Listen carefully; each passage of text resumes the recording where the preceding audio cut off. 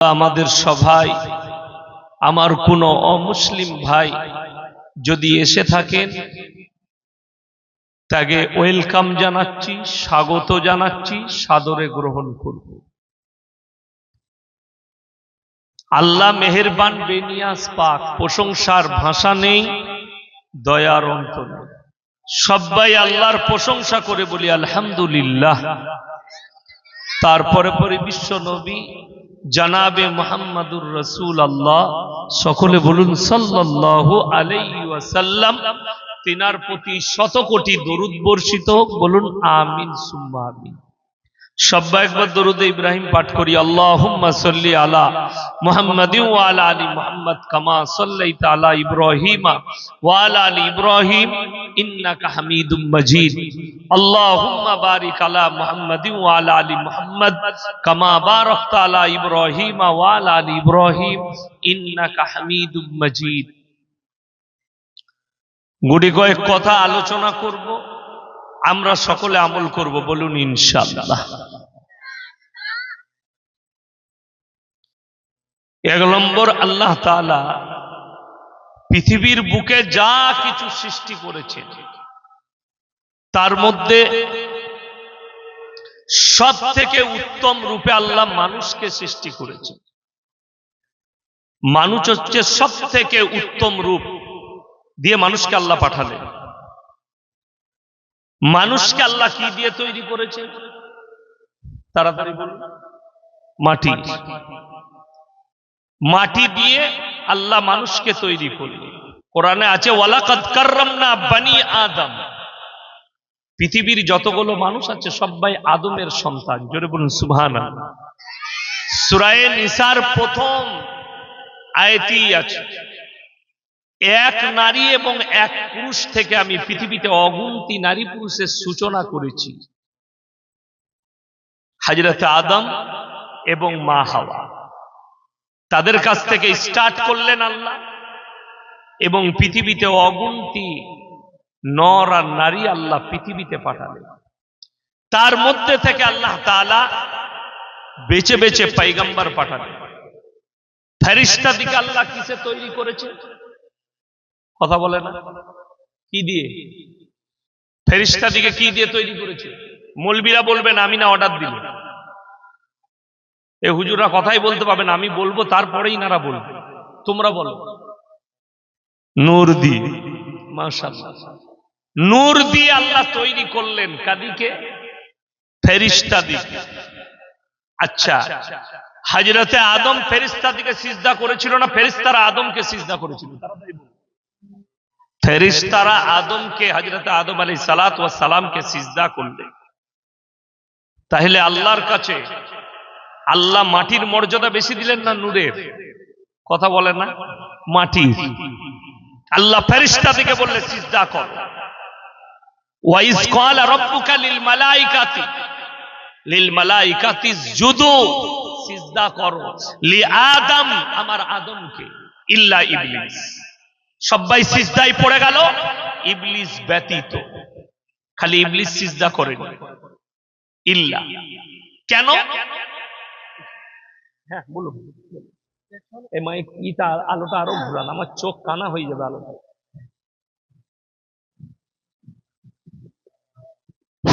আরো ঘুরান। পিছনের জায়গা একটু শর্ট হচ্ছে, তাই সামনে কেউ জায়গা খালি রাখবেন না। সামনের দিকে একটু এগিয়ে গিয়ে জমে জমে বসি আমরা। সামনের দিকে একটু এগিয়ে গিয়ে জমে জমে বসি। পিছনের দিকে হয়তো অনেকের বসতে অসুবিধা হচ্ছে, তাই সকল ভাইদেরকে আবেদন যে আপনারা সামনে জায়গা খালি রাখবেন না, জমে জমে বসি, জায়গায় হরকত করি, ইনশাআল্লাহ তাতে সব রেখেছেন আল্লাহ। আমরা একটু আগিয়ে আগিয়ে বসে জমে জমে বসে যাই। শুনো না, এ বাবু, তোমরা একটা তিরপল নিয়ে এসে এইখানটায় ছোটখাটো কিছু বিছিয়ে দাও, এগিয়ে যাবে এইগুলো। হ্যাঁ, এগুলো বিছিয়ে দাও। আমার ভাইয়েরা, অনুরোধ করব, শীতের রাত্রি আছে, একটু জমে বসুন। সামনে জায়গাগুলো পূরণ করলেন, কাজ হয়ে যাবে। সামনে জায়গাগুলো পূরণ করব। এই বাচ্চারা, তোমরা ঘাসের উপরে চলে এসো, এখানে চলে এসো। বাহ, ভালো ছেলে, বাহ বাহ, এইগুলো হচ্ছে আসল শ্রোতা আমার। তোমরা চলে এসো। এই দেখো, হ্যাঁ তবে বাস বাস বাস, আপনারা এগিয়ে আসুন। হ্যাঁ ঠিক আছে, বসে যান। মাশাআল্লাহ। হ্যাঁ,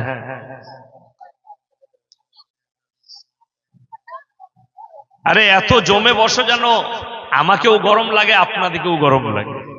আমি তো এমনি গরম হব, আপনাদেরকে একটু গরম লাগতে হবে। হযরতে আদম আলাইহিসসালাতু ওয়াস সালামকে সমস্ত ফেরেশতারা সিজদা করলেন। ফেরেশতাদের কাজ হচ্ছে একটা, কটা কাজ বললাম? একটা, শুধুমাত্র আল্লাহর হুকুম পালন করা। আজাজিল যে সিজদা করলো না, আমাদের অনেক সাধারণ লোক মনে করে আজাজিল একজন ফেরেশতা। না, ফেরেশতা ছিল না, ফেরেশতার লাকাব দেয়া হয়েছিল, বরঞ্চ সে ছিল জিন জাতির সন্তান। তাকে বলল, তোমাকে কোন জিনিসে বাধা দিয়েছে তুমি আদমকে সিজদা করলে না? আল্লাহ, আদম হচ্ছে মাটির, আমি হচ্ছে আগুনের তৈরি। আল্লাহ জিন্দিকে কি দিয়ে তৈরি করেছেন? আগুন দিয়ে। জিন জাতিকে আল্লাহ আগুন দিয়ে সৃষ্টি করেছেন, আর ইনসানকে সৃষ্টি করেছেন মাটি দিয়ে। ফেরেশতাদিকে নূর দিয়ে সৃষ্টি করেছেন। এরপরে আমাদের সমাজের কিছু লোক বলে নবীজিকে আল্লাহ নূর দিয়ে সৃষ্টি করেছেন। আরে মূর্খ, নবীকে নূরের সৃষ্টি বললে নবীকে ছোট করা হয়ে যাবে। যেহেতু আল্লাহ নূরকে বললে তুমি মাটিকে সিজদা করো। কথাটা বুঝতে পেরেছেন না? পারেন? কোরআন খুলে নেওয়ার পরে সূরা কাহাফ, কোন সূরা বললাম? কথা বলে না? সূরা কাহাফ একবারই শেষ আয়াত। এখানে দুটো আয়াত মারাত্মক আল্লাহ অবতীর্ণ করেছে নবীজির কাছে, দুটো মারাত্মক। একটা হচ্ছে আল্লাহ নিজের প্রশংসা করলেন।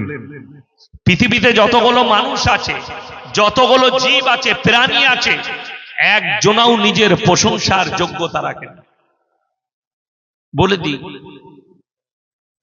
সব থেকে বড় জঙ্গলের প্রাণী হচ্ছে হাতি, ঠিক কি না? কথা বলে। আচ্ছা, হাতি মানুষের আয়ত্তে আসে না? আসে না? হাতিকে মানুষ পোষ মানিয়ে নেয়। একটা 1 কুইন্টালের লোক ওই কয়েক টন হাতিটাকে বলে বস, বসে যায়, দাঁড়া, দাঁড়িয়ে যায়।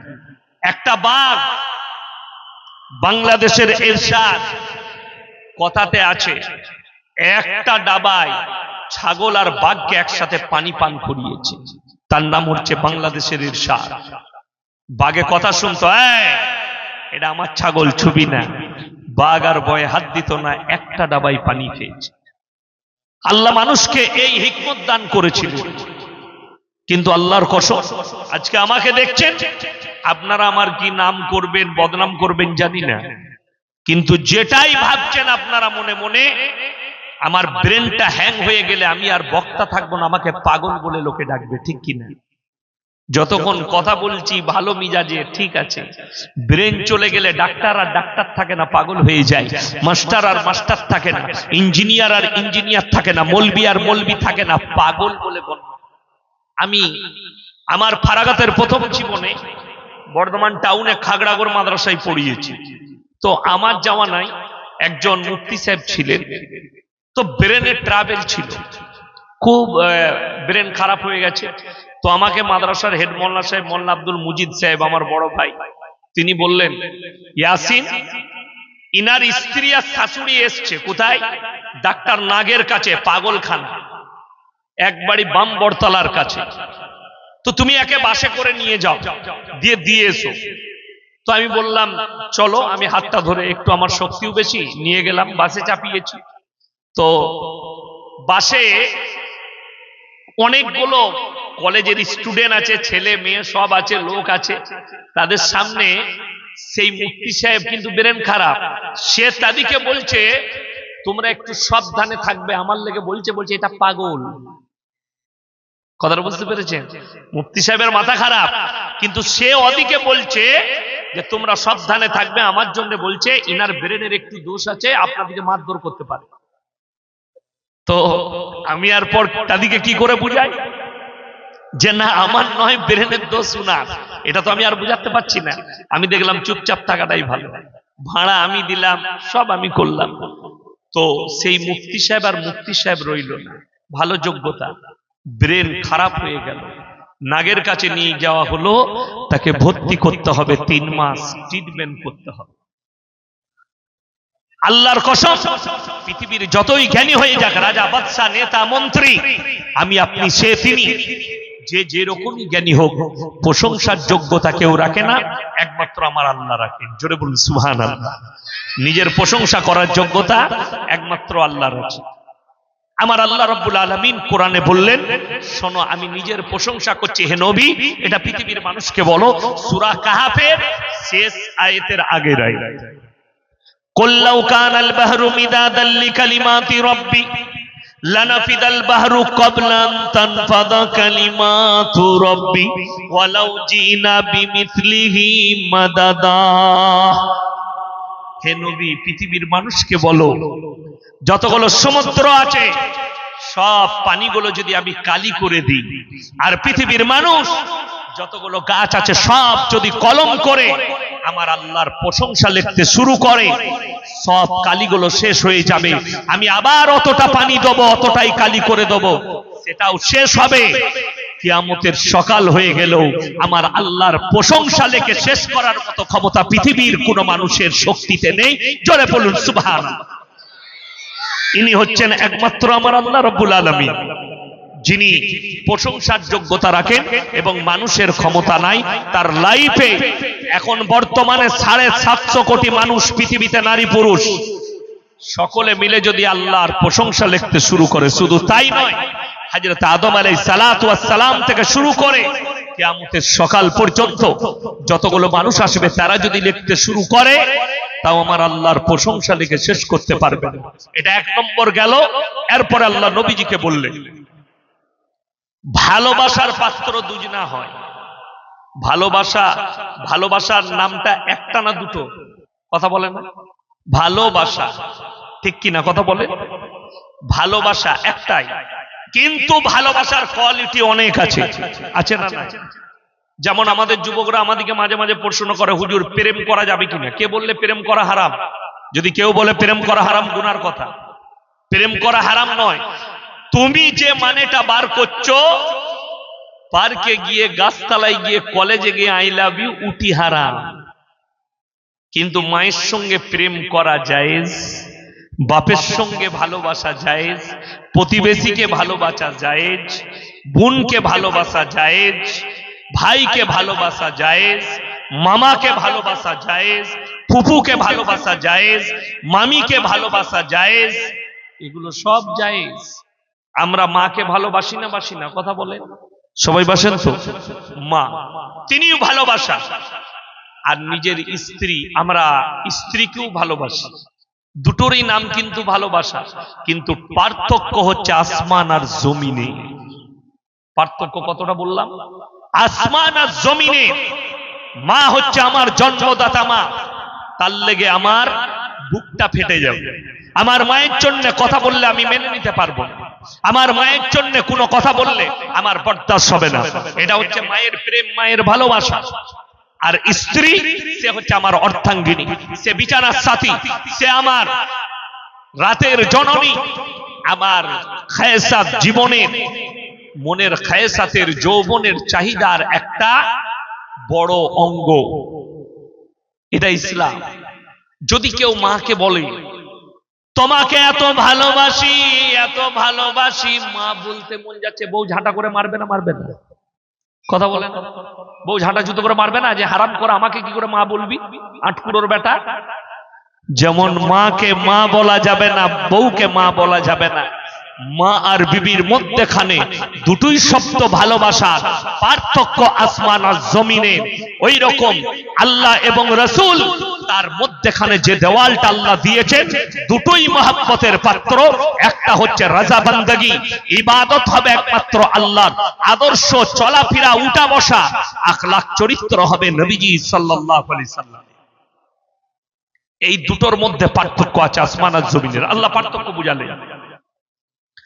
আমার আল্লাহ রাব্বুল আলামিন নবীজিকে বললেন, হে নবী, তুমি পৃথিবীর মানুষকে বলো কুল ইন্নামা আনা বাশারুম মিসলুকুম ইউহা ইলাইয়া আন্নামা ইলাহুকুম ইলাহুন ওয়াহিদ ফামান কানা ইয়ারজু লিকা রাব্বিহি ফালইয়ামাল আমালান সালিহান ওয়া লা ইউশরিক বিইবাদাতি রাব্বিহি আহাদা।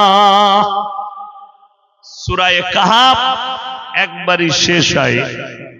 হে নবী বলে দাও, কুল ইন্নামা আনা বাশারুম মিসলুকুম ইউহা, আমি তোমাদের মতোই একজন মানুষ।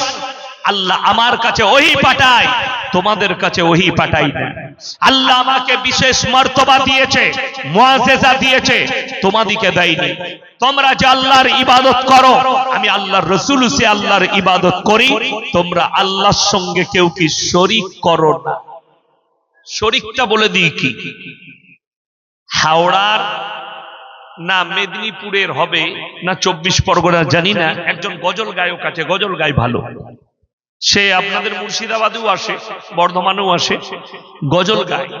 একটা গজল গেয়েছে কয়েক বছর আগে, ষষ্ঠাতে ছিলেন সৃষ্টিতে এলেন মুহাম্মাদুর রাসূলুল্লাহ। এই গজল যে পড়েছে তার ঈমান চলে গেছে, এটার উপরে যে বিশ্বাস রাখবে তার ঈমানটা চলে যাবে। তার মানে যিনি আল্লাহ তিনি নবী। জোরে বলুন নাউজুবিল্লাহ। আল্লাহ এবং রাসূলের মধ্যখানে যে পার্থক্যটা আল্লাহ দিয়েছেন সেটার নাম হচ্ছে দরুদ। একবার সকলে মন থেকে বলুন সাল্লাল্লাহু আলাইহি ওয়াসাল্লাম। আরো জোরে বলুন সাল্লাল্লাহু আলাইহি ওয়াসাল্লাম।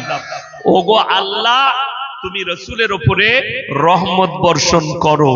দরুদের মানে এটা, আল্লাহ এবং রাসূলের মধ্যখানে আল্লাহ অনেক উঁচু পাঁচিল দিয়ে দিয়েছে, আসমান আর জমিনের সমান দেওয়াল।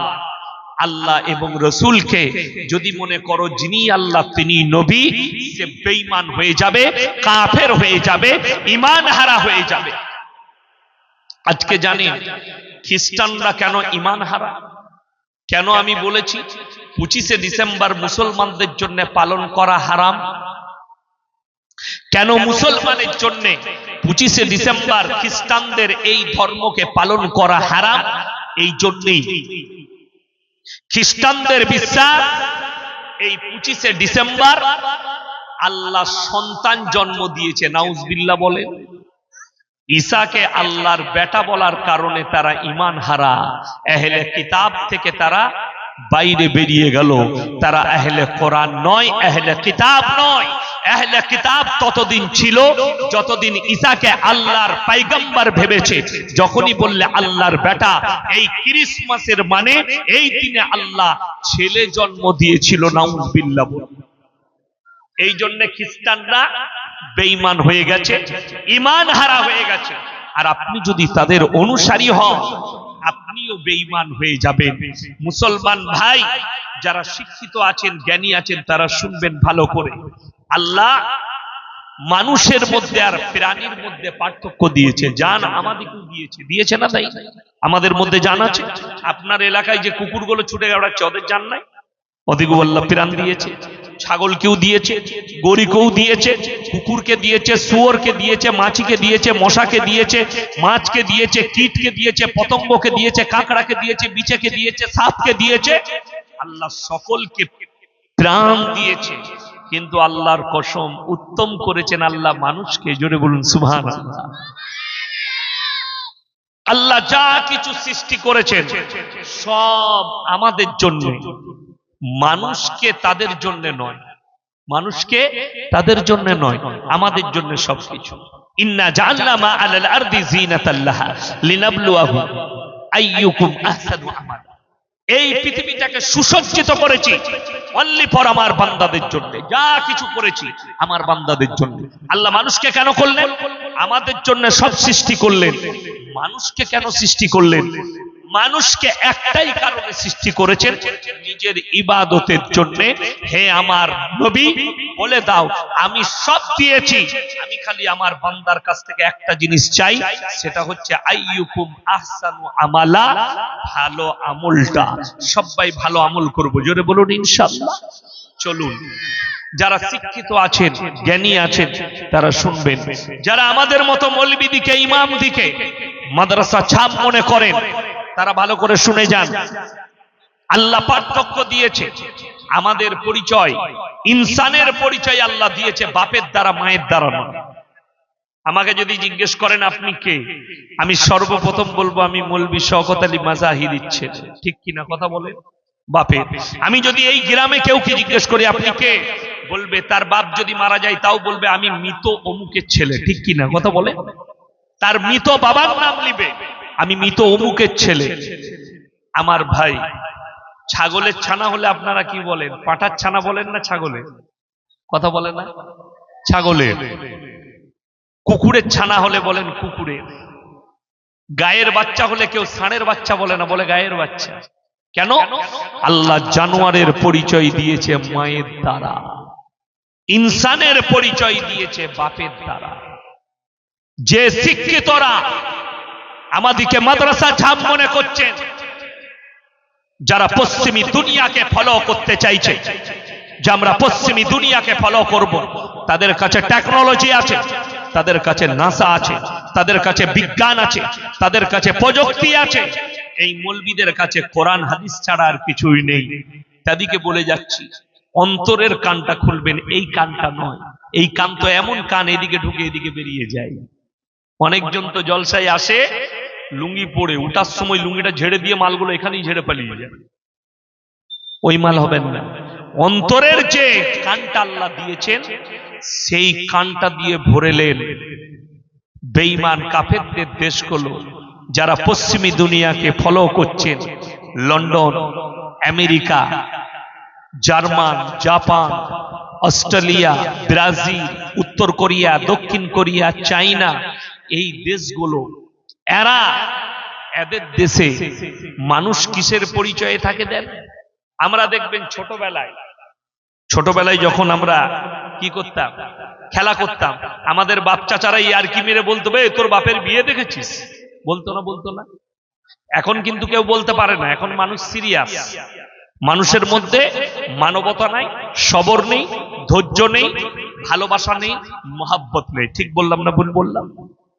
আগে পাড়ার ছেলেরা কি করতো, চাচির দরমা থেকে মুরগি নিয়ে খেয়ে নিত, দিয়ে বলতো চাচি তোমার একটা মুরগি খেয়েছে। আরে বলে নিতে পারতিস, ভালো করেছিস, যা।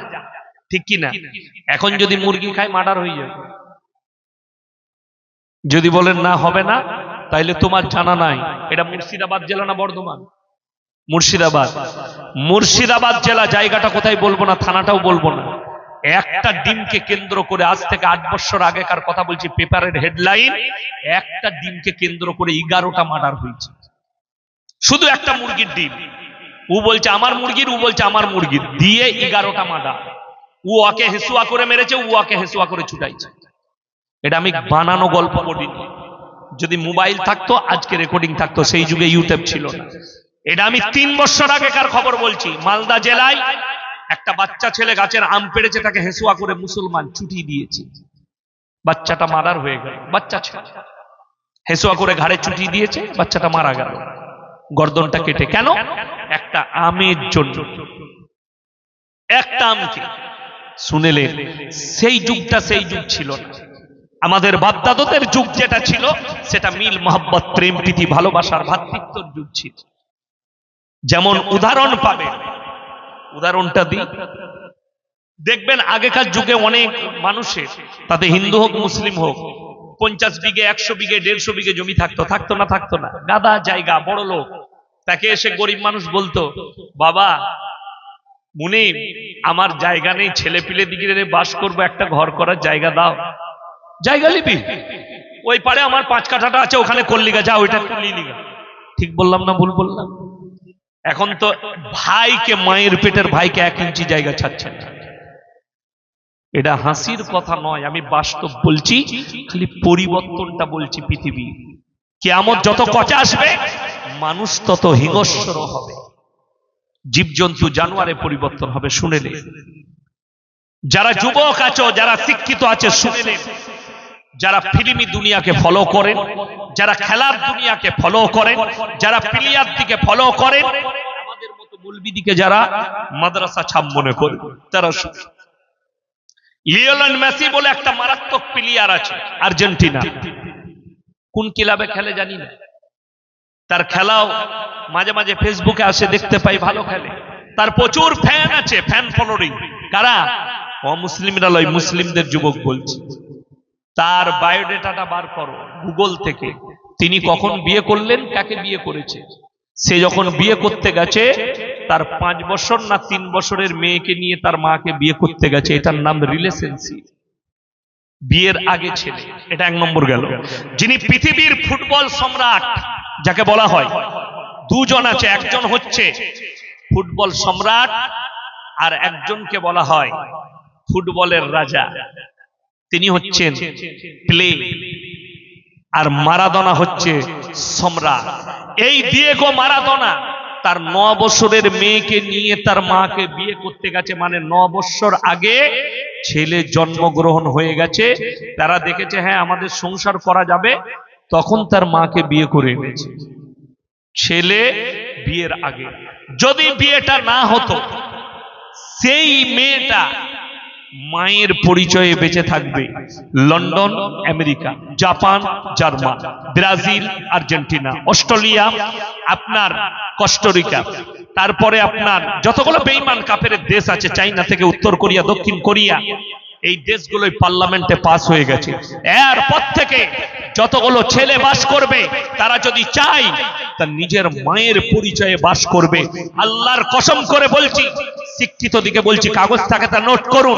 আমার এই ভাষাটা লাকিরের মতো ঘুরবে, আমি মারা যাব, কিয়ামতের সকাল পর্যন্ত ইসলামে এই বাচ্চাটা জায়েজ হবে না, এই বাচ্চাটা হারাম থাকবে, হারাম আছে কিয়ামতের সকাল পর্যন্ত। এটা অবৈধ সন্তান, অবৈধ সন্তান। এটাই হচ্ছে ইসলাম, কখনো নয়। যদি বিনা বাপে জন্মগ্রহণ করে, হারাম আওলাদ, হারাম আওলাদ। যদি তার বাপ না থাকে, যদি বলে মা রাস্তায় জিনা করেছে, বাচ্চা হয়েছে, এদের মধ্যে আর এই জানোয়ারদের মধ্যে পার্থক্য নেই। আল্লাহ কিন্তু ইনসান আর জানোয়ারের পার্থক্য বুঝালেন, যে একটা জানোয়ার, একটা গরু পালে চড়তে যায় মাঠে, 5টা ষাঁড় থাকলে 5 জনই মিলামিশা করতে পারে, তার বীর্য থেকে বাচ্চা হয়েছে, এটা আমার আল্লাহ ছাড়া কেউ জানে না। কিন্তু আল্লাহ তাআলা ইনসানের পরিচয় দিয়েছে বাপের দ্বারা। তোমার বাপ আর মায়ের বিবাহ হয়েছে, নিকাহ হয়েছে, মিলামিশা হয়েছে, তুমি তোমার বাপের সন্তান। আমাদের অনেক মায়েরা মনে মনে করে ইসলামে ছেলেরা 4টা বিয়ে করতে পায়, মেয়েরা কেন পায় না? ঠিক কিনা বলে না? বলে না, মেয়েরা কেন পায় না? তার বহুত বড় লজিক আছে। মায়েরা, যে শিক্ষিত মেয়েদের ব্রেনে এটা ঘুরছে, একটা পুরুষ 2টো বিবি রাখতে পাবে, কিন্তু একটা মেয়ে কেন 2টো স্বামী রাখতে পাবে না? তার বহুত বড় একটা হিস্ট্রি আছে। ইমাম আবু হানিফা রাহিমাহুল্লাহ, তিনার কাছে একদল নারী হাজির হলো, তারা পর্দার মধ্যে আছে। কি ব্যাপার? বললে নারীদের কাছ থেকে একটা প্রশ্ন এসেছে যে একটা পুরুষ, তখন কিন্তু টেকনোলজির যুগ ছিল না, এখন কিন্তু কেউ যদি বলে এই বাচ্চাটা আমার নয়, নিজের স্ত্রীর পেটের বাচ্চাকে যদি অস্বীকার করে, ডিএনএ পরীক্ষা করলে, রক্ত পরীক্ষা করলে ধরা পড়ে যাবে। ঠিক কিনা কথা বলে? ধরা পড়ে যাবে যে এই বাচ্চাটা মধ্যে তোমার রক্ত আছে, তোমার ডিএনএ আছে, ধরা পড়ে যাবে পরীক্ষা করলে সায়েন্সে। আমার ভাই, সেই যুগটা টেকনোলজির যুগ ছিল না। ইমাম আবু হানিফা রাহিমাহুল্লাহকে জিজ্ঞেস করা হলো যে মেয়েরা কেন 2টো স্বামী রাখতে পাবে না? তিনি অবাক হলেন, বললেন কালকে উত্তর দেব। তিনি পেরেশান, উত্তর জানা নেই। নতুন মসলা এসে দাঁড়িয়ে গেল চোখের সামনে। তিনি বাড়িতে খানা খাচ্ছেন। তিনার মেয়ে বললেন, বাবা আপনি এত পেরেশানির হালতে আছেন কেন? বললে আমার কাছে এমন একটা মসলা দাঁড়িয়েছে, আমি যার উত্তর খুঁজে পাই। বলে কি? বলে মেয়েরা এই প্রশ্ন করেছে কেন একটা পুরুষ 2টো স্ত্রী রাখতে পায় ইসলামী শরীয়তে, 4টা বিয়ে করতে পাবে, কেন একটা মেয়ে 4টা বিয়ে করতে পাবে না, 2টো স্বামী রাখতে পাবে? তিনার মেয়ে বললে, আব্বা আমার কাছে পাঠিয়ে দাও মেয়েদিকে। তারপরের দিন মেয়েরা পর্দায় এসে দাঁড়িয়েছে। ইমাম আবু হানিফা রাহিমাহুল্লাহ বললে, আমার মেয়ের কাছে পাঠিয়ে দাও, সে উত্তর দেবে। ইমাম আবু হানিফা রাহিমাহুল্লাহর মেয়ে এত ব্রিলিয়ান্ট ছিলেন, তিনি বললেন সবারই হাতে একটা করে কটোরা দিয়েছেন, বাটি। বললে তোমরা নিজের নিজের স্তনের দুধ বার করে নিয়ে এসো। সবাই বার করেছে, একটা পাত্রের মধ্যে ঢালা হলো। তারপরে ইমাম আবু হানিফা রাহিমাহুল্লাহর মেয়ে বললে তোমরা নিজের নিজের দুধগুলো বার করে নাও। বললে এটা কি করে সম্ভব? এটা তো আর সম্ভব নয়, দুধগুলো মিশে গেছে। বললে ওরে নেমো খারাম মেয়েরা, একটা স্ত্রী যদি দুটো স্বামী রাখে, স্বামীর পেটে বাচ্চা পয়দা হয় না, নারীর পেটে হয়। তোমার পেটে যদি বীর্য যায়, বাচ্চাটা কার? এটা নিয়ে দ্বন্দ্ব তৈরি হবে। তাই ইসলামের দুটো বিয়ে জায়েজ নাই। একটা নারীর দুটো স্বামী রাখতে পাবে না, কিন্তু একটা স্বামী যদি দুটো স্ত্রী থাকে, প্রথমের সঙ্গে মিলামিশা করলে যে বাচ্চা হবে ওরই হবে, দ্বিতীয়টার সঙ্গে মিলামিশা করলে যে বাচ্চাটা হবে ওই একটা স্বামীরই। চারটা বইয়ের মধ্যে চারজনের বাচ্চা একটা স্বামীরই হবে। জোরে বলুন সুবহানাল্লাহ। এতে সন্দেহ নেই। কিন্তু একটা স্ত্রীর সঙ্গে যদি চারজন মিলামিশা করে, বাচ্চা কার? জানোয়ারের মতো পরিণত হয়ে যাবে। যেমন একটা ছাগলকে পাঁচটা পাঁঠা যদি মিলামিশা করে, তার বীর্য থেকে হয়েছে, এটা আমার আল্লাহ ছাড়া কেউ জানে না। ঠিক কিনা কথা বুঝতে পেরেছেন? জানোয়ারের মতো হয়ে যাবে। ইসলাম এত সুন্দর, আল্লাহ তাআলা আপনাকে ঈমানদার করেছে। একবার আলহামদুলিল্লাহ বলুন। চলুন এরপরে আরেকটু আগে যাই। যারা পশ্চিমী দুনিয়াকে ফলো করছেন, আজকে মুসলমানদের ছেলে, আজকে তারিখ কত? ইংরেজি তাড়াতাড়ি বলুন, আপনারা বলুন। 28। আজকে ইংরেজি 28 ডিসেম্বর, কালকে 29, পরশু 30, তারপরের দিন 31, তারপরের দিন রাত পোহারি 1 জানুয়ারি। আমার উত্তর 24 পরগনায় জলসা আছে 1 জানুয়ারি, গোবরডাঙ্গা। আপনাদেরকে বলে যায়, এই 1 জানুয়ারি 25 ডিসেম্বর অনেক মুসলমানদের হারামখোর, তারা গির্জায় গিয়ে ক্রিসমাস পালন করেছে, কলকাতা টাউনে গিয়ে ক্রিসমাস পালন করেছে। মুসলমানদের ছেলেরা রেডি হয়ে আছে 1 জানুয়ারি কোথায় কোথায় পিকনিক করতে যাবে, এরা দল বেঁধে রেডি হয়ে আছে। কেউ কেউ গাড়ি ভাড়া করে ফেলেছে, কেউ বক্স ভাড়া করেছে, কেউ বলেছে ভরতপুরের মাঠে করব, সালারের মাঠে করব, কেউ বলেছে সালারের বাস স্ট্যান্ডে করব। আল্লাহর কসম করে বলে যাচ্ছি, এটা শরীয়ত নয়, ইসলাম নয়। যদি বলেন হুজুর নিষেধ কোথায় আছে? আমার আল্লাহ কোরআনে নিষেধ করেছে, গায়রিল মাগযুবি আলাইহিম ওয়ালাদ-দাল্লিন। মাগযুম মানে ইহুদি, আদ-দাল্লিন মানে হচ্ছে নাসারা। এই দুটো দলই পদভ্রষ্ট, এবং এদের যারা অনুসারী হবে তারাও পদভ্রষ্ট হবে। আরবি মাস, প্রথম মাসের নাম কি? তাড়াতাড়ি বলেন। মুহররম। আচ্ছা, আমরা মৌলবীরা বলেছি মুহররম মাসের 1 তারিখে ফিস্টি করবি, কথা বলে না। কোন মৌলবি, কোন ইমাম মসজিদে বায়ান করেনি মুহররম মাসের 1 তারিখে ডিজে বাজিয়ে, বক্স বাজিয়ে ফিস্টি করবি। কেন? এটা ইসলামী শরীয়ত নয়, কালচার নয়। 1 জানুয়ারি 25 ডিসেম্বর এগুলো ইহুদি নাসারাদের কালচার। মুসলমান আজকে তুমি নিজের কালচার করে নিয়েছো, নিজের আখলাক আর চরিত্র করেছো। যে সমস্ত মা বাবারা এখানে বসেছেন, আমার বয়ান শুনছেন, আল্লাহকে ভয় করার জন্য এসে বসেছেন, দ্বীন কোরআন আর হাদিসের কথা শুনতে এসেছেন, তাদেরকে অনুরোধ করে বলে যাচ্ছি, যদি ছেলে ফিস্টির জন্য পয়সা চাই, পিকনিকের জন্য পয়সা চাই, যে মা বাবা বলবে মৌলবীর কথা শোনা যাবে না, এলে 500 টাকা লে ফিস্ট করে আয়, সেই মা বাবার থেকে বড় পাপী কেউ নয়। কোন বাপ যদি বলে 1 জানুয়ারি ফিস্ট করে আয়, কোনো অসুবিধা নেই, মৌলবীর কথা শোনা যাবে না, তুমি যদি কাবা ঘরে 5 কাতারে নামাজ পড়ো, আল্লাহর কসম তুমি পদভ্রষ্ট, লিখে নিয়ে যাও। তুমি যদি মসজিদে 5 কাতারে তাহাজ্জুদ পড়ো, তুমি পদভ্রষ্ট। এটা কেউ কাটতে পারবে না, যেহেতু তুমি কোরআনকে অস্বীকার করেছো, নবীজির আদর্শকে অস্বীকার করো। যে নবীজিকে আমার আল্লাহ বললেন এরা পদভ্রষ্ট, ইহুদি আর নাসারা দিকে তার কালচারকে তুমি আখলাক চরিত্র বানিয়েছো। হাজার হাজার মুসলমান যুবক এই দিনে মদ্যপান করে, ফিস্ট করে, পিকনিক করে, কষ্ট লাগে, আমাদিকে দিয়ে দোয়া করায়।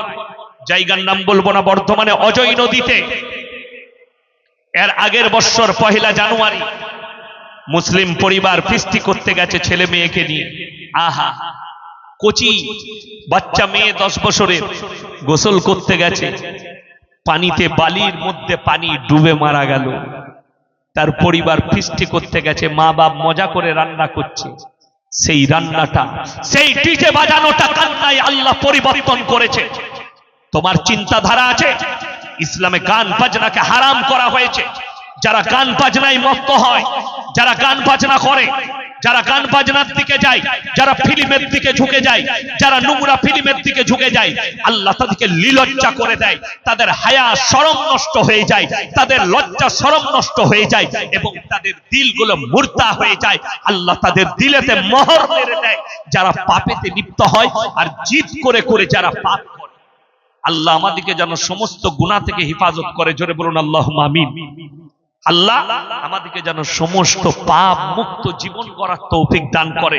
তা না হলে আমার ভাই, আপনি মরণের পরে বুঝতে পারবেন আপনি বুঝতে পারেননি। যারা টেকনোলজি দেখছেন আজকে কষ্ট লাগে, শুনেলেন ভারতবর্ষে কোনো মুসলমানের দুশ্মন কোনো অমুসলিম নয়, আমাদের ঘরের ভেতরে আমাদের দুশ্মন ঢুকে আছে। আজকে বলুন এতগুলো লোক বসেছেন আপনারা, ইসলামের যে বুনিয়াদ রাখা হয়েছে আল্লাহ রেখেছেন, আপনি জানেন কেন? এটা শিক্ষার দ্বারা রাখা হয়েছে, এডুকেশনের দ্বারা রাখা হয়েছে। আল্লামা বিল কালাম, আমি কলমের সাহায্যে মানুষকে শিক্ষা দিয়েছি। আজকে আপনার কাছে কলম নেই, টাকা আছে, আজকে আপনার কাছে পয়সা আছে, শক্তি আছে, কিন্তু আপনার কাছে কলম নেই, মানে আপনার কাছে শিক্ষা নেই। আপনার কাছে শিক্ষা না থাকলে আপনি কখনো এগিয়ে যেতে পারবেন না। টাকার দ্বারা এগোনো যায় না, পয়সার দ্বারা এগোনো যায় না, সম্পদের দ্বারা এগোনো যায় না। আপনার ভুল হচ্ছে, যার টাকা আছে সে মানুষ হয় না। আজকে সমাজের পরিবর্তনটা এই জন্যই হয়েছে। আজকে হারামখোররা স্থান এই জন্য পেয়েছে। কেন বলে দিই পরিবর্তনটা কেমন হয়েছে। আজকে একটা যদি গরিবের ছেলে ছিঁড়া প্যান্ট পরে যায়, সেই প্যান্টটা দেখে বড় লোকরা বলে এটা গরিবের ছেলে, পয়সা নেই। ওই ছিঁড়া প্যান্টটাই যে ছেলেটা পরে আছে গরিবের, ওই প্যান্টটা ওর কাছ থেকে খুলে নিয়ে ওই প্যান্টটা শাহরুখ খানকে পরিয়ে দাও, ওই প্যান্টটারই দাম তখন 1 কোটি হয়ে যাবে। কেন? লোকটা পরিবর্তন হয়েছে। আমি গত বছরে, এই বছরও জলসা করেছি হায়দ্রাবাদে, গতবারে জলসা করেছিলাম হায়দ্রাবাদে। জলসা করে রাত 11টায় শেষ করেছি, চারমিনারে চলে গেলাম। আমার বর্ধমান জেলার অনেক ছেলে সোনার কাজ করে, আমার গ্রামের, আমার এলাকার, তারা নিয়ে গেল যে হুজুর চলুন ফালুদা খাওয়াবো, আইসক্রিম খাওয়াবো, নিয়ে গেল। গেলাম তো দেখছি একজন ঠেলা গাড়িতে ঘড়ি বিক্রি করছে, হাত ঘড়ি। তো একটা ঘড়ি আমার পছন্দ হলো। আমি বললাম কিতনা রুপিয়া कीमत है भाई? बोले 200 रुपया। मतलब 150 में आएगा? बोले ले लीजिए। আমি হাতে পড়ে নিলাম। তারপরের দিন দুর্গাপুর এয়ারপোর্টে নেমেছি কাজী নজরুল ইসলাম, টানা চলে গেলাম ধুলিয়ান জলসা করতে, মুর্শিদাবাদের ধুলিয়ানে। তো আপনাদের মতো গাদা শ্রোতা, আমি জিজ্ঞেস করলাম, হে আমার বাবাজির, আমার হাতে যে ঘড়িটা আছে এটার দাম কত? একজন বলে উঠলো হুজুর 7,000, একজন বললে 3,000, একজন বললে 2,500, একজন বললে 1,500, একজন বললে 700। যতজন বলেছে কেউ ভুল বলেনি, সবাই ঠিক বলেছে। যে 7,000 টাকা বলেছে সে মনে মনে করেছে তাহলে ইয়াসিন সাহেবের মতো বক্তার হাতে যখন ঘড়িটা আছে 7,000 এর নিচে হবে না, এটা তার মনের ধারণা। এই ঘড়িটাই যদি একটা গরিবের ছেলের হাতে পরিয়ে দিত, তাহলে বলতো তুই তো সালার বাজারে 80 টাকায় কিনেছিস বে। ঠিক বললাম না ভুল বললাম? গরিবের ছেলে হলে 80 টাকা দাম হয়ে যেত 100 টাকা। ইয়াসিন সাহেবের হাতে 80 টাকার ঘড়ির দাম হলো 8,000, 7,000, 3,000। কেন? লোক পরিবর্তন, এদের কাছে সব চেঞ্জিং হয়ে গেল। আজকে সমাজের পরিবর্তন যেটা হয়েছে, আমাদের সমাজে শুনেলেন আমি বুঝিয়ে দিই, আমাদের সমাজে কোন সুদখোর যদি মসজিদে 50টা ফ্যান দান করে, তাকে লোকে চেয়ার ছেড়ে দেয়। সুদ খেয়ে বড় লোক হয়েছে, লোকের মেরে নিয়ে বড় লোক হয়েছে বলে একে মসজিদের মাতোয়াল্লি করে দেয়, সেক্রেটারি করে দেয়। কিন্তু একটা লোক সবজি বিক্রি করে সালার বাজারে, সেই লোকটা শতের উপরে সবজি বিক্রি করে, হালাল মাল খায়, হালালের উপরে চলে, 5 ওয়াক্তের নামাজ পড়ে, সে 500 টাকা মসজিদে দান করেছে, তার কোনো সম্মান নাই। সে হালালের পয়সা দান করেছে, সম্মান নাই। হারামের পয়সা দিচ্ছে, তার সম্মান আছে। আপনি এটাই বুঝতে পারেন যে সম্মান বেশি যে হালালের পয়সা দিয়েছে। মুসলমান আজকে শোনো, আপনারা সকলে জানেন, মায়েরা শুনবেন, প্রত্যেকটা নরনারীর জন্য ফরজ দ্বীনি ইলম হাসিল করা। কি বললাম? দ্বীনি ইলম হাসিল করা প্রত্যেকটা মুসলমান নরনারীর জন্য ফরজ। এটা জানেন না? জানেন? আমি বলে যাচ্ছি 90%, 100 জনের মধ্যে 90 জন মানুষের মধ্যে দ্বীনি ইলম নাই, যার কারণে আপনার কাছে হারাম হালালের বিচার করার ক্ষমতাও নাই, দ্বীন আর বদ্দীন চিনার ক্ষমতা নেই। আপনার কাছে কানা বেগুন আর ভালো বেগুন চিনার ক্ষমতা নেই, পচা টমাটর আর ভালো টমাটর চিনার ক্ষমতা নেই আপনার কাছে। আপনি অন্ধর মতো, যার কাছে দ্বীনি ইলম নাই, সে সমাজে একটা ধর্মের দিক দিয়ে সে অন্ধের মতো হয়ে গেছে।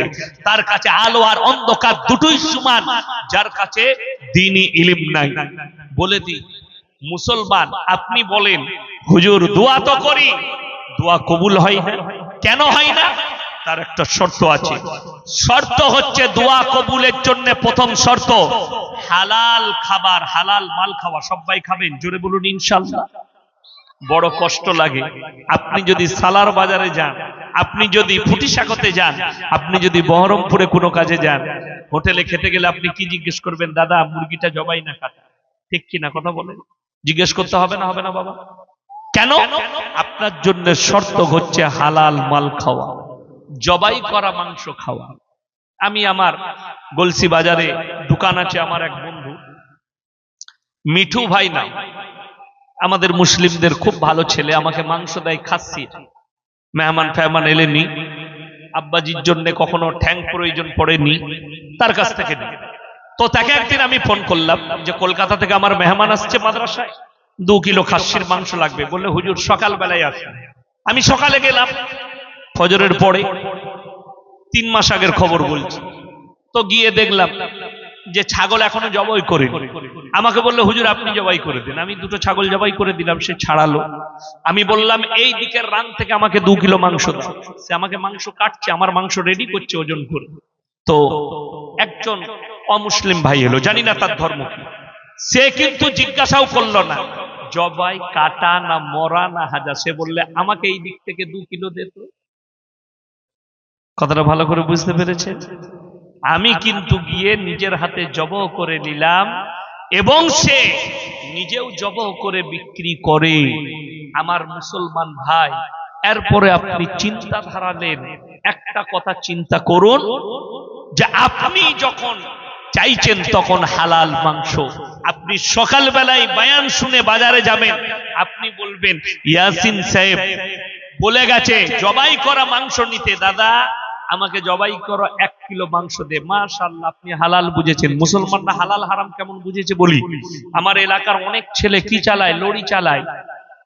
2টো মুসলমানদের ছেলে হাই রোডে দাঁড়িয়েছে লরি নিয়ে হোটেলে, ঢুকেই বলছে ভাই এক কাজ করতো, 1 বোতল মদ চালিয়ে দিলে। তারপরে বলছে মুরগির মাংস আর রুটি নিয়ে। মুরগির মাংস আর রুটি এনেছে। তখন জিজ্ঞেস করছে যে এই মুরগিটা জবাই না কাটা? মার হারাম করকে জুতো করে।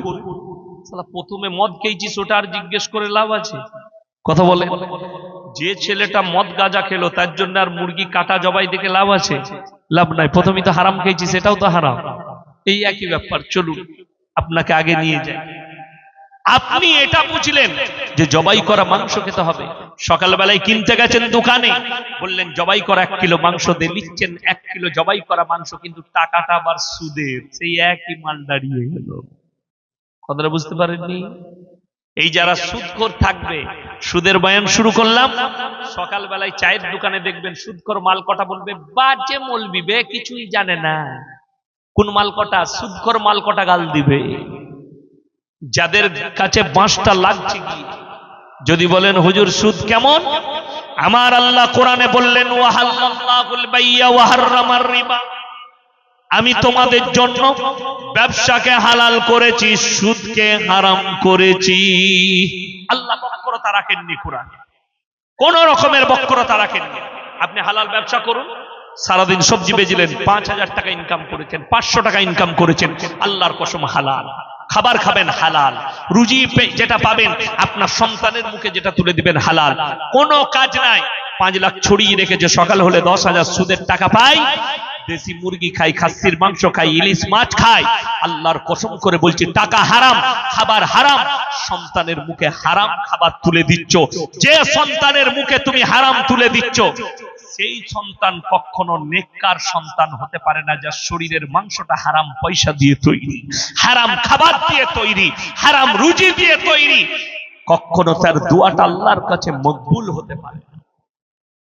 এটা আপনার দিকে চিন্তা ধারণা নিতে বলছে। আপনি এটা বুঝুন। হারাম হালালটাকে চিনুন, অ্যাভয়েড করুন। এটাকে চিনতে গেলে দ্বীনি ইলম হাসিল করতে হবে।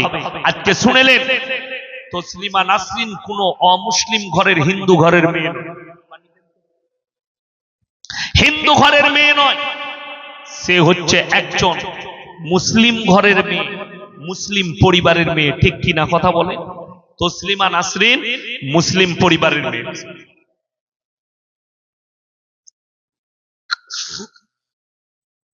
তিনি মুসলিম পরিবারের মেয়ে। জাস্টিস ইনায়েতুল্লাহ তিনিও মুসলিম পরিবারের ছেলে। মকবুল ফিদা হোসেন তিনিও হচ্ছেন কি মুসলিম পরিবারের ছেলে। শুধু তাই নয়, সালমান রুশদি তিনিও মুসলিম পরিবারের ছেলে।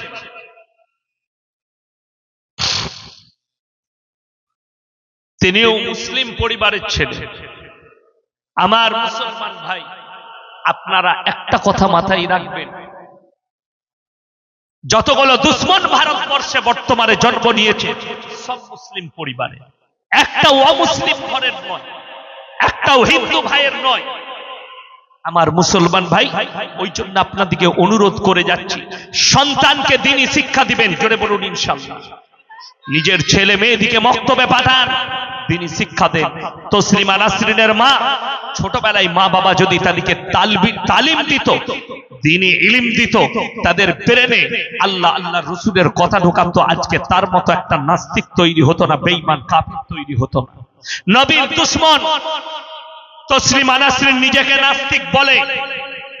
যদি তুমি নিজেকে নাস্তিক বলো, শোনো, তসলিমা নাসরিনের যতজন সাপোর্টার আছো, যদি কোনো শিক্ষিত লোক এই মজমায় থাকেন যারা ভালো লেখিকা মনে করেন, তাদেরকে বলছি লজ্জা বইটা পড়বে তসলিমা নাসরিনের। সেই লজ্জা বইতে লিখেছে, আমি আমার মাকে আমার চাচার মশারিতে দেখেছি। বলুন না, নিজের মাকে চাচার মশারিতে দেখেছে। তসলিমা নাসরিনের জন্ম যদি তার চাচার কাছ থেকে হয়, তাইলে তুমি যদি তাকে সাপোর্ট করো, তোমার জন্মটা কার কাছ থেকে তুমি নিজে হিসেব করবে। যে অবৈধ সন্তান, সে কি করে ভালো লেখিকা হতে পারে? দ্বিতীয় নম্বর, প্রতিনিয়ত কোরআন আর ইসলামের বিরুদ্ধে ষড়যন্ত্র নাচছে, অথচ নিজেকে নাস্তিক বলে।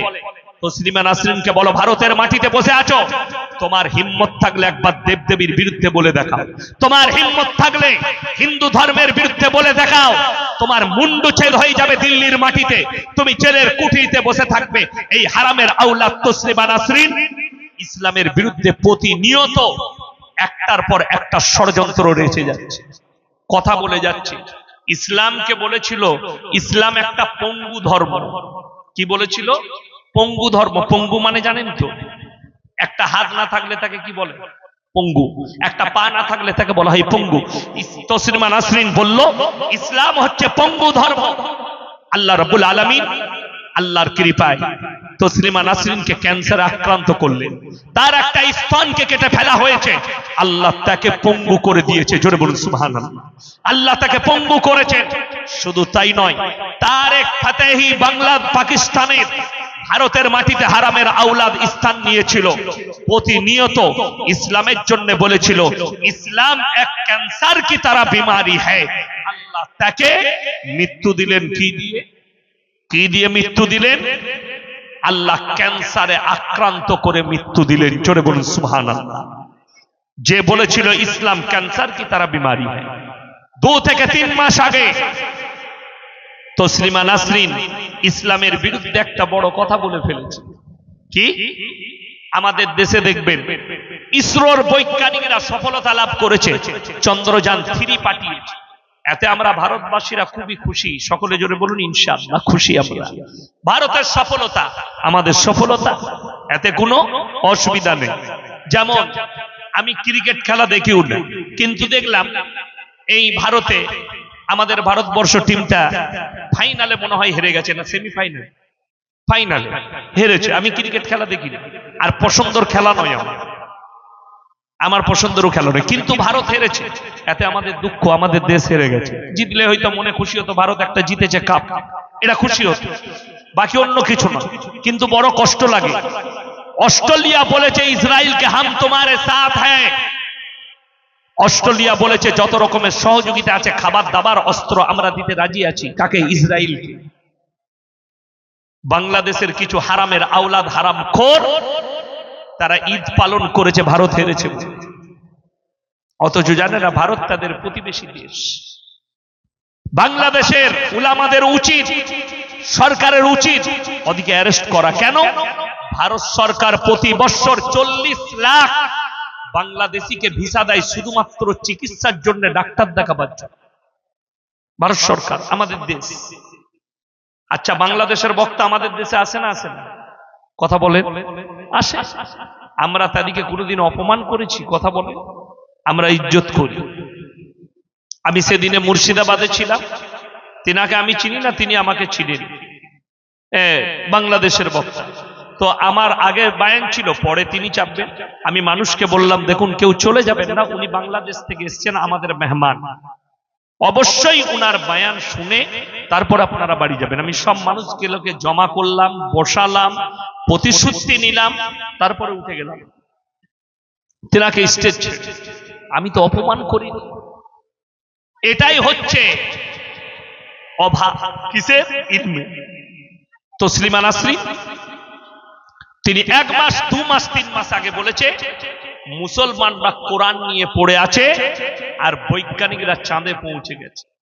আল্লাহর কসম করে বলছি, কেউ যদি কোরআনকে লালকারে, কোরআনকে চ্যালেঞ্জ করে, পৃথিবীর কোন শক্তির ক্ষমতা নাই আর কোরআনের চ্যালেঞ্জকে গ্রহণ করি। জোরে বলুন সুবহানাল্লাহ। চাঁদে পৌঁছেছে কি পৌঁছায়নি সেটা আমরা কেউ জানি না, একমাত্র যারা দেখেছে তারাই জানে। আমরা জানি পৌঁছেছে, সফলতা ভারতের সফলতা, আমাদের সফলতা, অসুবিধা কিচ্ছু নাই।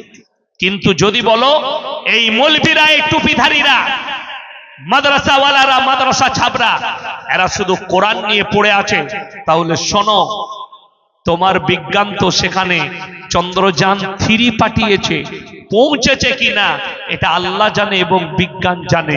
কিন্তু আল্লাহর কসম করে বলছি, আমার রাসূল আঙ্গুলের ইশারায় চাঁদকে 2 টুকরো করেছিলেন। জোরে বলুন সুবহানাল্লাহ। এটা 1 নম্বর। আল্লাহ মুআজিজা দিলেন, ইশারা করলেন, চাঁদ 2 টুকরো হয়ে গেল। হাজার হাজার বেঈমান কাফের রাজা বাদশারা কলমা পড়ে মুসলমান হয়েছে, নবীজি চাঁদকে 2 টুকরো করে। চলুন এরপরে আগে। যদি বলেন আমাদের চ্যালেঞ্জ, কোরআন চ্যালেঞ্জ করেছে, এমন একটা চ্যালেঞ্জ কোরআন দিয়েছে, আল্লাহর কসম কিয়ামতের সকাল পর্যন্ত অ্যাকসেপ্ট করার ক্ষমতা পৃথিবীর কোনো শক্তির নেই। কোরআনে আছে, মারাজাল বাহরাইনি ইয়ালতাকিয়ান বাইনাহুমা বারযাকুল লা ইয়াবগিয়ান।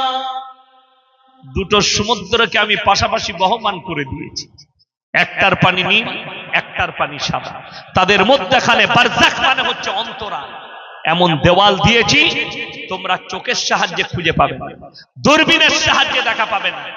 তারা একে অপরের সঙ্গে কিয়ামত পর্যন্ত মিশ্রিত হবে না। এই দেওয়ালটা বার করে দাও, তোমার বিজ্ঞানকে বলো। কিয়ামতের সকাল পর্যন্ত চ্যালেঞ্জ রইল, পৃথিবীর টেকনোলজিকে বলো, নাসাকে বলো, এই দেওয়ালটা বার করো। আল্লাহ যে দেওয়ালটা দিয়েছে তারা কেন মিশ্রিত হয় না? তাদের মধ্যখানে যে দেওয়ালটা দূরবীনের সাহায্যে খুঁজে পাবে না, কিয়ামতের সকাল পর্যন্ত গবেষণা করলে এই দেওয়ালকে খুঁজে পাবে না। এটা 1 নম্বর চ্যালেঞ্জ।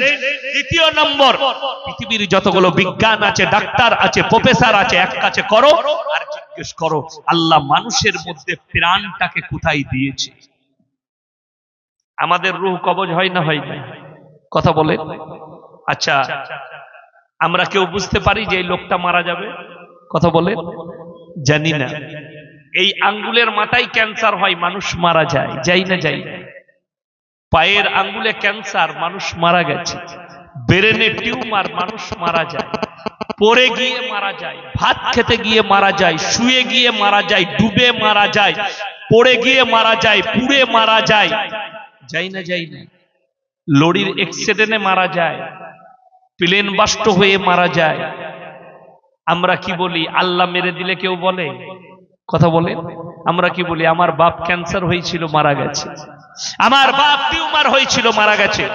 আমার আব্বার সুগার হয়েছিল, মারা গেছে। আমার আব্বার কিডনি ফেল হয়ে মারা গেছে। আমার আব্বা পড়ে গিয়ে মারা গেছে। আমার আব্বা এই অসুবিধা হয়েছিল, তাই মারা গেছে। আমার আব্বার আঙ্গুলে ক্যান্সার মারা গেছে। আমার আল্লাহ বললেন যে আমি রোগ দিই আর ওটাই আমার মৃত্যুর জন্য প্রয়োজন। আমি সামান্য একটা বাহানার দ্বারাই আমি আল্লাহ তোমাদের মৃত্যু দান করি। পৃথিবীর বিজ্ঞানকে বলো, পৃথিবীর টেকনোলজিকে বলো, আমি মানুষের মধ্যে রূহটাকে কোথায় রেখেছি এটা বার করে দেখিয়ে দিতে। আমার নবী বিশ্ব নবী আল্লাহকে বললেন ইয়াসআলুনাকা আনির রূহ। আমার আল্লাহ উত্তর দিলেন কুলির রূহ মিন আমরি। নবীজি বলছেন ওগো আল্লাহ রূহটা কি? আমার আল্লাহ উত্তর দিলেন হে নবী বলে দাও রূহ হচ্ছে আমার আল্লাহর হুকুম। কোরআনে অপর জায়গায় আছে ওয়ান্নাসিয়াতি গরকাম ওয়ান্নাসিতাতি নাসতা। আমি আল্লাহ কসম খাচ্ছি ওই সমস্ত ফেরেশতার যারা দ্রুত গতিতে তোমাদের কাছে পৌঁছাই আর তোমাদের শরীরে ডুব মারে। গরকা মানে হচ্ছে ডুব মারা। পানিতে ছেলেরা ডুব মারে না ঝাঁপ দিয়ে? এই গর্ক শব্দের অর্থ হচ্ছে ডুব মারা। আমার ফেরেশতারা হুকুম দিলে তোমাদের কাছে পৌঁছাই দ্রুত গতিতে এবং তোমাদের শরীরে ডুব মেরে তোমাদের আত্মাকে হরণ করে নিয়ে আসে। কোরআনে অপর জায়গায় আছে ওয়ালাউলা ইজা বালাগাতিল হুলকুম। যারা পাওয়ারফুল, যারা নিজের পাওয়ার দেখান, শক্তি দেখান, দলের, চেয়ারের, পয়সার, সম্পদের, শক্তির, লাঠির, শরীরের যারা বল দেখান, তারা কান খুলে শুনেলেন তোমার মারদানগি তখন শেষ হবে। কোরআন বলছে ওয়ালাউলা ইজা বালাগাতিল হুলকুম। তোমার মৃত্যুকে টেনে তোমার হালাকে যখন আমার ফেরেশতারা নিয়ে আসবে, আনতুম হিনা ইজিন তানসুরুন, তুমি মৃত্যুর শয্যায় শুয়ে যাবে। তাছাড়া তোমার কোনো আর উপায় থাকবে না। তুমি মৃত্যুর শয্যায় শুয়ে থাকবে, তাছাড়া কোনো রাস্তায় তুমি খুঁজে পাবে না। তুমি খালি ভ্যাল ভ্যাল করে তাকিয়ে দেখবে তোমার সাইডে তোমার স্ত্রী, তোমার সন্তান, তোমার প্রতিবেশী সবাই দাঁড়িয়ে থাকবে, কিন্তু কথা বলার ক্ষমতা তুমি হারিয়ে ফেলবে। তুমি খালি তাকাতে থাকবে কতজন গেল কতজন এলো। আপনারা কাকে ভয় করছেন? দু চারটা পাখান্ডি বাবা বেরিয়েছে তাদেরকে ভয় করছেন। দু চারজন বলছে ইসলাম কো মিটা দেंगे, মাদ্রাসা কো মিটা দেंगे, কোরআন কো মিটা দেंगे। আল্লাহর কসম করে বলছি যারা কোরআনকে মিটানোর স্বপ্ন দেখেছে তারা কোরআন জীবনে পড়েনি।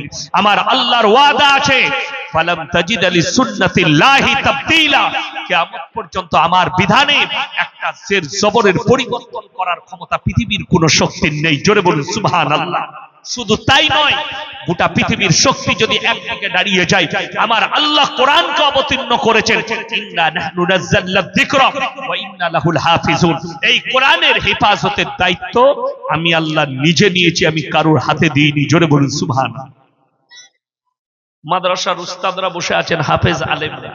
একটা হাফিজে কোরআনের দিলেতে 30 পারা কোরআনকে আল্লাহ গেঁথেছেন না গেঁথেননি? আপনাদের মসজিদে তারাবি হয় না? কথা বলে খতম তারাবি হয় না? সূরা খতম হাফেজ সাহেবরা পড়াই না? আপনারা অবাক হবেন, চোখের পানি ফেলাবেন। হাফেজ সাহেব যখন কোরআন পড়বে 30 পারা কোরআন আল্লাহ গেঁথে দিয়েছে। 30 দিনে দাঁড়িয়ে 30 পারা কোরআন ঝরঝর করে নামাজে শুনিয়ে দিচ্ছে। এর থেকে বড় হিফাজতের জায়গা আর কি হতে পারে? জোরে বলুন সুবহানাল্লাহ। কোরআন কি? কোরআনকে জিজ্ঞেস করো কোরআন তোমাকে কেন পাঠানো হয়েছে? কোরআন নিজে উত্তর দেবে। এটা শুধুমাত্র মুসলমানদের জন্য কোরআন নয়। আল্লাহ কোরআনে বললেন হে কোরআন তোমাকে কেন পাঠানো হয়েছে? কোরআনকে জিজ্ঞেস করো। কোরআন বলছে আলিফ লাম রা কিতাবুন আনজালনাহু ইলাইকা লিতুখরিজান নাস মিনাজ যুলুমাতি ইলান নূর। আল্লাহ আমাকে পাঠিয়ে দিলেন কিসের জন্য? যারা অন্ধকার জগতে আছে পৃথিবীর মানুষ তাদেরকে আলোর পথটা দেখাবার জন্য। জোরে বলুন সুবহানাল্লাহ। কোরআন হচ্ছে আলোর পথ দেখাবার জন্য। আল্লাহ আমাকে পাঠিয়েছে মানুষকে আলোর পথটা দেখাবার জন্য। হে নবী তোমাকে কোরআন দিলাম, এই কোরআন হচ্ছে আলোর পথ, তুমি মানুষকে দেখিয়ে দাও, মানুষ যেন এই রাস্তায় পরিচালনা হয়। কোরআনে প্রথমেই আছে ইহদিনাস সিরাতাল মুস্তাকিম। ये कुरान तुम्हें सीधे राह दिखाएंगे। সোজা পথটা দেখাবে একমাত্র কোরআন। আল্লাহর কসম করে বলছি কোরআন ছাড়া সোজা পথ পৃথিবীতে আর কোথাও নেই। বাকি যত পথে যাবেন একটু না একটু ক্রাচ আছে। আল্লাহর কসম, আল্লাহর পথে রাসূল সাল্লাল্লাহু আলাইহি সাল্লামকে আল্লাহ যে পথটা দেখিয়েছেন ইহদিনাস সিরাতাল মুস্তাকিমের পথ, এর মধ্যে কিঞ্চিত বরাবর কোন রকমের ব্যাকাটেরা নেই, এর উপরে স্ট্যান্ড হন। আল্লাহর কসম পরকালটা আপনার শান্তিময় হবে। প্রত্যেকটা ভাইকে অনুরোধ করছি, সবাই নিয়ত করেন আজ থেকে সবাই আল্লাহর প্রিয় হবেন। জোরে বলুন ইনশাআল্লাহ। আপনি নিজেকে মুমিন বলে দাবি করছেন, দাবি করবেন না ততক্ষণ পর্যন্ত শর্তগুলো পূরণ না করলে। আপনি বলছেন আপনি হিদায়াতের উপরে আছেন, আপনি আগে দেখবেন আপনি হিদায়াতের উপরে এসেছেন কিনা। আপনি আগে আমার আল্লাহ রাব্বুল আলামিন 5টা ওয়াদা করলেন, এই 5টা কথার উপরে আল্লাহ শর্ত রাখলেন।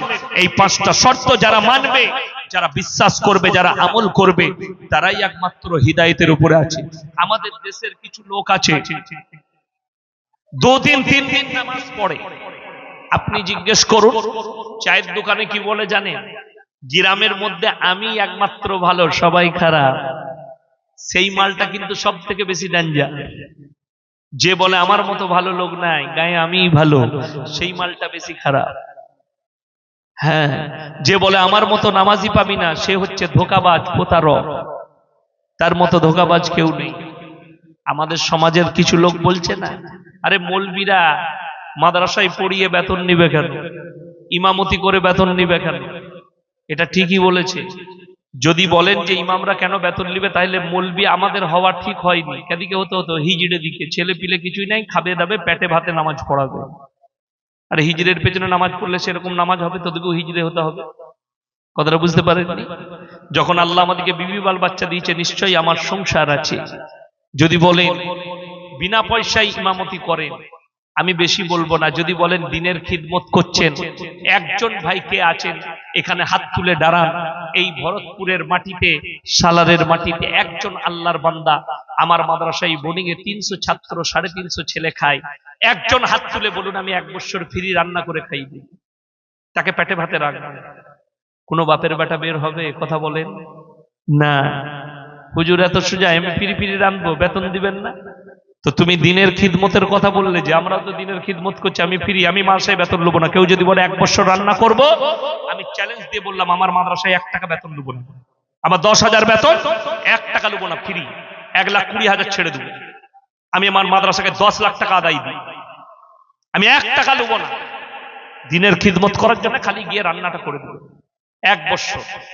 এরকম করে আমি 10 বছরে 10টা লোক দেখবো ফ্রি দিনের খিদমত। তোমার বউ তোমাকে ঝাঁটা মেরে ঘর থেকে বার করবে, বেরো আটকুড়োর বেটা, ঘরে ভাত নাই, তুই ফ্রির কাজ করতে গেছিস। ঠিক কিনা কথা বলে? বাস্তব বলছি। তো আমাদের ছেলে পিলে আছে, আমাদের সন্তান আছে। শুনেলেন, কেউ যদি বলে আল্লাহ আল্লাহ করো, আল্লাহ খাওয়াবে, সে হচ্ছে চোর, না হলে ধোঁকাবাজ। শুনেলেন, কেউ যদি বলে আমি মসজিদে বসে তসবিহ করছি, আল্লাহ আল্লাহ করি, আল্লাহ আমার সংসার চালায়, তার নাম চোর, লেখে নিয়ে যান। এই কথাটা যদি কোনো মৌলবি, কোনো মুফতি কেটে দেয়, তার জুতোর মালা পরবো। তাকে আমি কিন্তু মসজিদ থেকে বেরোতে দেবো না, মসজিদের ভেতরে তালা মেরে দেবো, ফজর থেকে রেখে দেবো তাকে। হ্যাঁ, খালি খাবারের টাইমে বেরিয়ে এসে ঘরে গিয়ে থালাটা নিয়ে বইবে, আল্লাহ খাবার পাঠিয়ে দিবে। কথাটা বুঝতে পারেননি? হ্যাঁ, অত সহজ নয়। আপনি মুমিন তখন হবেন সকালবেলায় সালার বাজারে গিয়ে ফজরের পরে হালাল ব্যবসা করবেন, এসে জোহর পড়বেন। মানুষ জিজ্ঞেস করলে বলবেন বাবা 5 ওয়াক্তের নামাজ পড়ি, সকালে ফজরের নামাজ পড়ে একটু সবজি বিক্রি করতে যাই, কিংবা আমি গিয়ে ফজরটা সালার মসজিদে পড়ি আর ওখানে বাজারে সবজি বিক্রি করি। আল্লাহ সারাদিন ওই পয়সা থেকে আল্লাহ আমাকে হালাল রুজি দেয়। তুমি হচ্ছে 1 নম্বর মুমিন ব্যক্তি। আমি কোরআন শোনাবো, এমনি নয় গাঁজা করি বকিনি। যে শুধু কি নামাজই পড়তে হবে, ব্যবসা কি করা যাবে না? টাকা কি ইনকাম করতে হবে না? আল্লাহর কসম করে বলছি, তোমার দিন বুঝে আসেনি যদি মনে করো যে আল্লাহ আল্লাহ করলে আল্লাহ খাবার দেবে। তোমার দিন বুঝে আসেনি, তোমার দাওয়াত বুঝে আসেনি, তোমার ধর্ম বুঝে আসেনি, তোমার ইসলাম বুঝে আসেনি। না, তোমাকে ব্যবসা বাণিজ্য আল্লাহ সবই দিয়েছে। নবীজি, সাহাবীরা ব্যবসা করেছেন, নবীজি ব্যবসা করেছেন, ঠিক কিনা? শুনেলেন, নবীজির প্রথম বিবি মা খাদিজাতুল কুবরা রাদিয়াল্লাহু তাআলা আনহা, তিনি ছিলেন পুরো মক্কা মদিনার আরব দুনিয়ার 10টা মহিলা ব্যবসায়ীর মধ্যে 1 নম্বর ব্যবসায়ী। জোরে বলুন সুবহানাল্লাহ। তিনি ছিলেন বড় ব্যবসায়ী, কিন্তু যখন থেকে কি পর্দা ফরজ হয়েছে তখন থেকে আর হুজরাখানা থেকে বের হননি। জোরে বলুন সুবহানাল্লাহ। আমাদের মায়েরা মনে মনে করবে নবীর বিবি যখন ব্যবসা করেছে, তাইলে আমাদেরকে কেন হুজুররা মানা করে ঘর থেকে বেরোবি না? ঠিক কিনা? কিন্তু এটা কথা নয়, যখন থেকে পর্দা ফরজ হয়েছে নবীর বিবিরা নিজের হুজরাখানা থেকে পা বার করেননি। চলুন এরপরে ইমানদার কারা, হিদায়েতের উপরে কারা আছে, মুমিন কারা, এইটা একটু গণনা করেন, একটু বেরেনে ঢুকিয়ে এলেন। মায়েরা শুনবেন, আপনারা শুনেন। আলিফ লাম মিম যালিকাল কিতাবু লা রাইবা ফীহি হুদাল লিল মুত্তাকিন আল্লাযীনা ইউমিনুনা বিল গায়বি ওয়া ইউকিমুনাস সালাহ ওয়া মিম্মা রাযাকনাহুম ইউনফিকুন ওয়াল্লাযীনা ইউমিনুনা বিমা উনজিলা ইলাইকা ওয়া মা উনজিলা মিন ক্বাবলিক ওয়াবিল আখিরাতি হুম ইউকিনুন।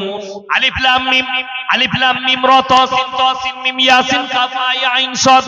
কোরআনে যতগুলো এরকম হরফ আছে এগুলোর নাম হচ্ছে হরফে মুকাত্তাত। এর মানেটা আল্লাহ ছাড়া পৃথিবীর কেউ জানে না। আমার আল্লাহ রাব্বুল আলামিন কিয়ামতের দিনে নিজের বান্দাদের সামনে বর্ণনা করবেন। তারপরের আয়াতে বললেন জালিকাল কিতাবু লা রাইবা ফীহি, আমার এই কোরআনে বিন্দু মাত্র সন্দেহ নেই।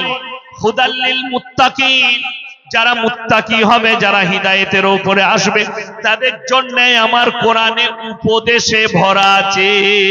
জোরে বলুন সুবহানাল্লাহ। আচ্ছা, মুসলমানরাই কোরআন পড়ে না, মুসলিম ভাইরাও পড়ে? কথা বলেন। ও মুসলিম ভাইরাও পড়ে। কে কে পড়েছেন? হরেন নরেন গগের নয়। কবিগুরু রবীন্দ্রনাথ ঠাকুর কোরআন পড়েছেন, ঈশ্বরচন্দ্র বিদ্যাসাগর কোরআন পড়েছেন, বঙ্কিমচন্দ্র কোরআন পড়েছেন, শ্রীরামকৃষ্ণ কোরআন পড়েছেন, রাজা রামমোহন রায় কোরআন পড়েছেন, আইনস্টাইন কোরআন পড়েছেন, তার আইজাক নিউটন কোরআন পড়েছেন। আল্লাহর কসম করে বলছি, এদের কোরআন পড়ার আপনার মসজিদে একজন মূর্খ মুসল্লির কোরআন পড়া আমার আল্লাহর কাছে আসমান আর জমিনের পার্থক্য আছে। তারা যখন কোরআন পড়েছে জানার জন্য, মানার জন্য নয়। কিন্তু একজন মুমিন কোরআন পড়ে, আল্লাহ তুমি যা বলেছো, যেটা বলেছো উপদেশ দিয়েছো, যেটা বলেছো সত্য বলেছো, ঈমান এনে বিশ্বাস রেখে কোরআন পড়ার কারণে মুমিন ব্যক্তির কোরআন পড়াটা আল্লাহর কাছে কামিয়াবি। জোরে বলুন সুবহানাল্লাহ।